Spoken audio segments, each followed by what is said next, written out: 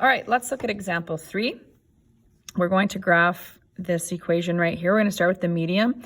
Median is up 1, and then amplitude of 3. So I'm going to, again, adjust my tick marks on my scale. So we're going to go 1.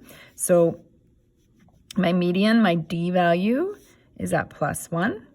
Amplitude is 3, so 1, 2, 3. This is actually puts me to 4, right? This is 1. I counted 3 from 1, so we're at 2, 3, 4. So it's a distance of 3, that amplitude. Put in a dashed line for my max line. Down 1, 2, 3, so my minimum is at -2. And I use these dashed lines because then I remember I can put points only on dashed lines and I don't actually start to jump to an x-axis or something, which is easy to do when you're plotting points. All right, now for my x-axis scale, I need to use the b value. So the b value is 2, so we're going to use the period. We're going to go 2 pi divided by the b value. So the period is pi, so one repeating pattern will happen in a distance of pi. We're going to divide pi by 4. So pi by 4, that's how far apart all of these points are. So I'm going to just count each square pi by 4. That way that pi by 2 fits nicely in here, and I can make that 2 pi go to the edge here of this right-hand side of the grid. So I'm just counting by pi by 4s or quarters. So 4 pi by 4 is what pi was. So 5 pi by 4, 6 pi by 4 reduces to 3 pi by 2, 7 pi by 4, 8 pi would reduce to 2 pi. And I would do the same along here. And again, I'm writing them in more because it's just helpful practice and you can see any horizontal shifts and things like that. It's going to have a shift of pi by 2, so we're writing the pi by 2s in there might be helpful to us. Oops, this is -3, 5 pi by 4, talking and writing at the same time.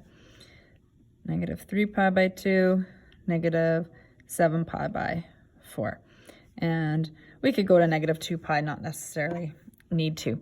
Okay, so let's look at our starting point. So this is right pi by 2. So we're going to go right pi by 2, which is right here, along here. And then sine always starts on the median. And the reason it starts on a median, right, is because of the unit circle. A way to remember it is we say it starts on security, like our Canada-US border is security. All right. There's no reflection, so this is I say positive sign on it, so it means it's going to go up. Pi by 4 part means it's going to go every square.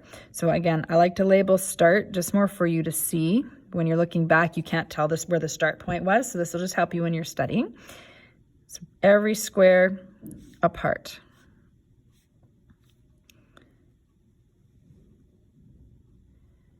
And there. Oops, I missed the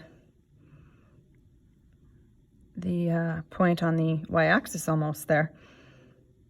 Okay, I would have noticed, had I not, I sometimes do that, I'll miss something there. Would have noticed when I actually draw the curve, all of a sudden the curve is spaced out differently. So I kind of like that you kind of notice some things are spaced out here. That's even far enough. I don't necessarily have to go all the way to the grid.